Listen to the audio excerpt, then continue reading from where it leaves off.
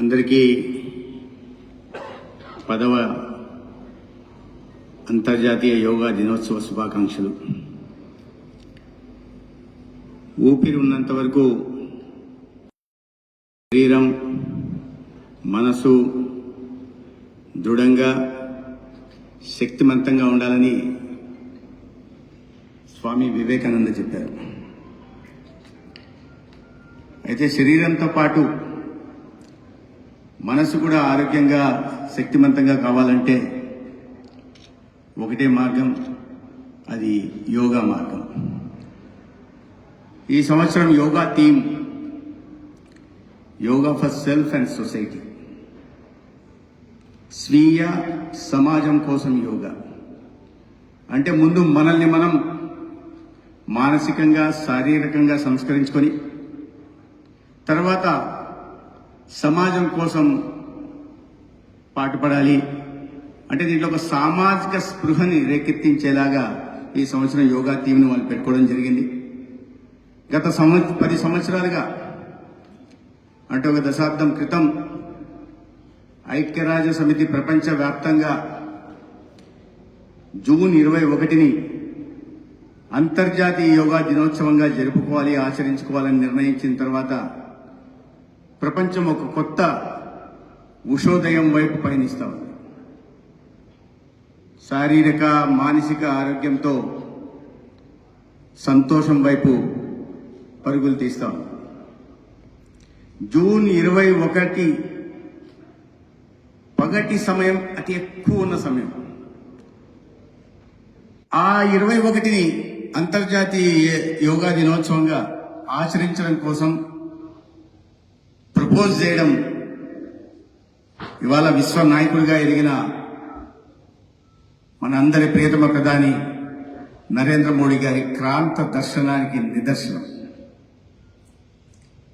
10 సంవత్సరాలుగా ఐక్యరాజ్య సమితి కోరిక మేరకు 175 దేశాలకు పైగా యోగాను ఆచరించడం,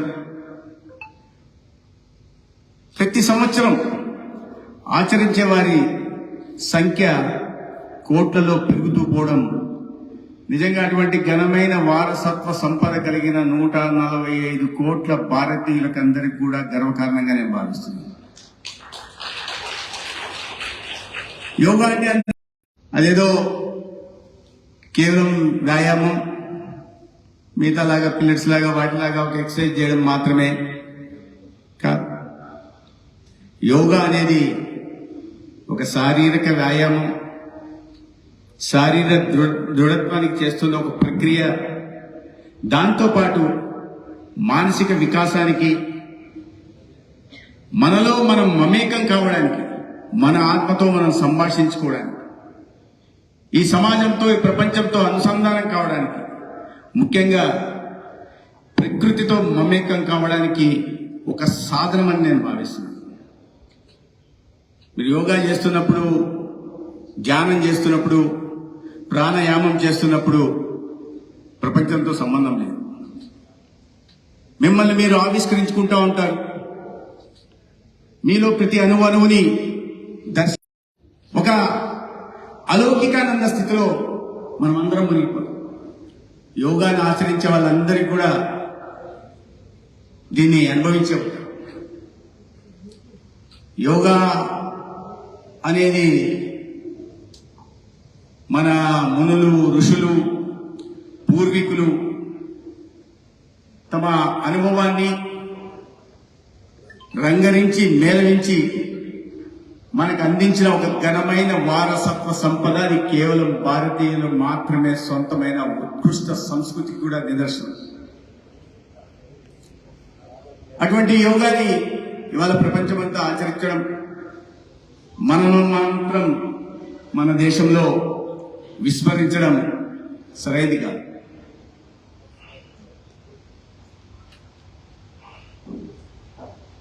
యోగా చిత్త వృత్తి నిరోధ అని పతంజలి మహర్షి అన్నారు. మనో సంకల్పాలని నిగ్రహంలో పెట్టుకుంటే అది వ్యక్తిగత అభ్యున్నతైనా సమాజ అభ్యున్నతైనా దేశ అభ్యున్నతైనా సాధ్యమవుతుందని పతంజలి మహర్షి చెప్పారు. మనోసంకల్పాన్ని, కోరికలను నిగ్రహంలో పెట్టుకోవడం కోసం యోగా, ధ్యానం, ప్రాణాయామం చాలా అవసరం. మనం ఇవాళ అందరి ఆరోగ్యం గురించి మాట్లాడుతుంటాం, ప్రసంగాలు చేస్తుంటాం, లక్షల కోట్లు ఖర్చు పెడుతుంటాం. రమేష్ గారు చెప్పినట్టుగా ఎటువంటి ఖర్చు లేకుండా, శ్రమ లేకుండా మన ఇంట్లో కూర్చొని ఒక అరగంట సేపు యోగా చేసుకుని, ధ్యానం చేసుకుని, ప్రాణాయామం చేసుకుంటే ఈ ఆరోగ్యం మీద ఇంత ఖర్చు పెట్టాల్సిన అవసరం లేదు, ప్రజలు ఇంత బాధపడాల్సిన అవసరం లేదు. అందుకని ఈ యోగాని ఆచరించాల్సిందిగా నేను అందరికీ చెప్తాను.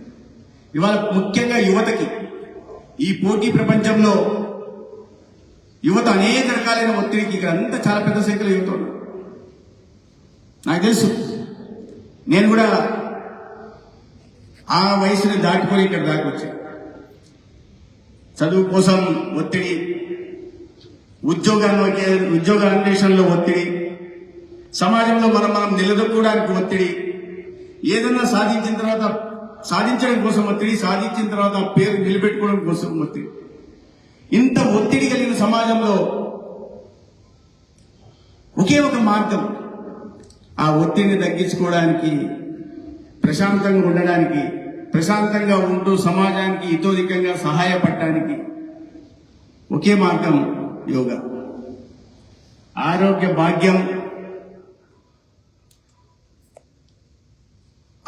భాగ్యం సాధించడానికి ఒకటే మార్గం, అది యోగా, ధ్యానం, ప్రాణాయామం, యోగా మార్గం. సో నేను అందరికీ ఈ రాష్ట్రంలో కానీ దేశంలో కానీ యువతకి నేను ఇస్తున్న పిలుపు ఏంటంటే, యోగాను ఆచరించండి, ఒత్తిళ్లను తట్టుకోండి, మనో సంకల్పాన్ని, కోరికల్ని అదుపులో పెట్టుకోండి,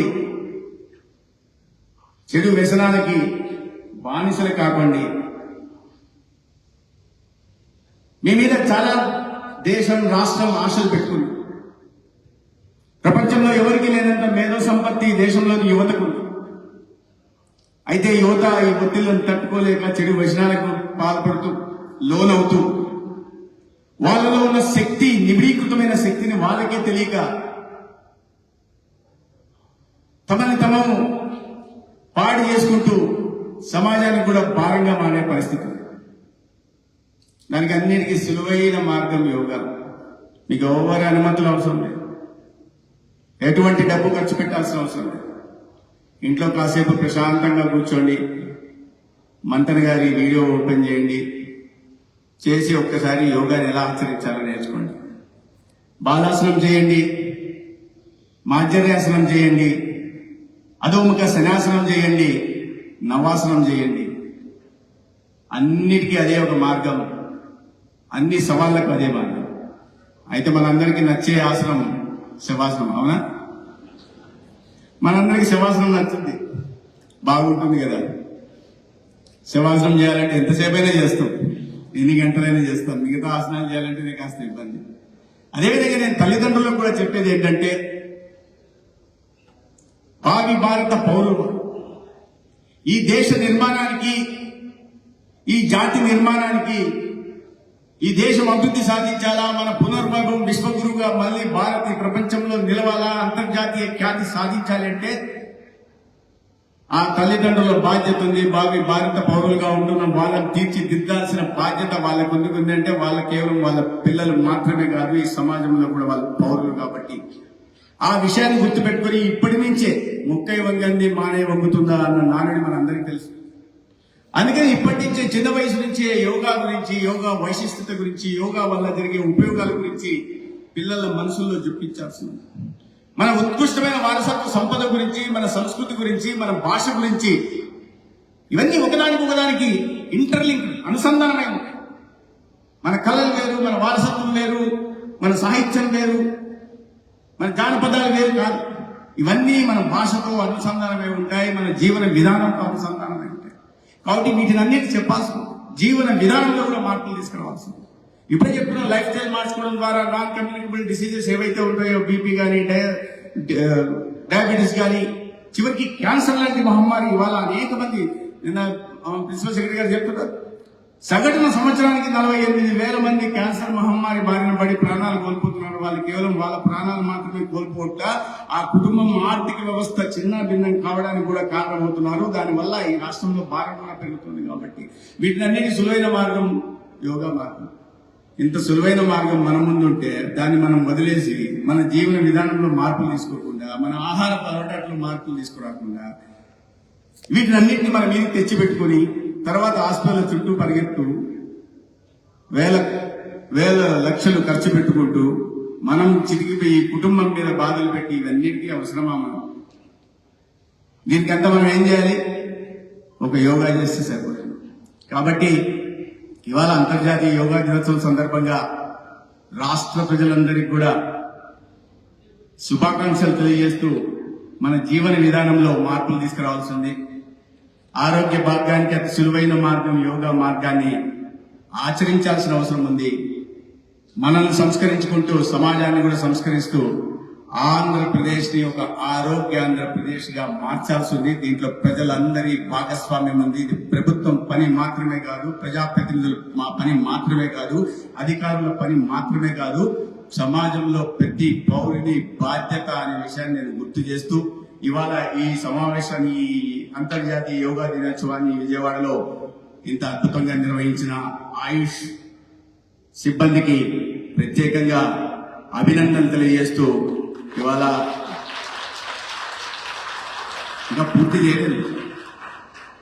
చేయకుండానే చప్పట్లు కొట్టేస్తున్నారు. సరే, అందరికీ మరొకసారి శుభాకాంక్షలు తెలియజేస్తూ సెలవు తీసుకుంటాం. నమస్కారం.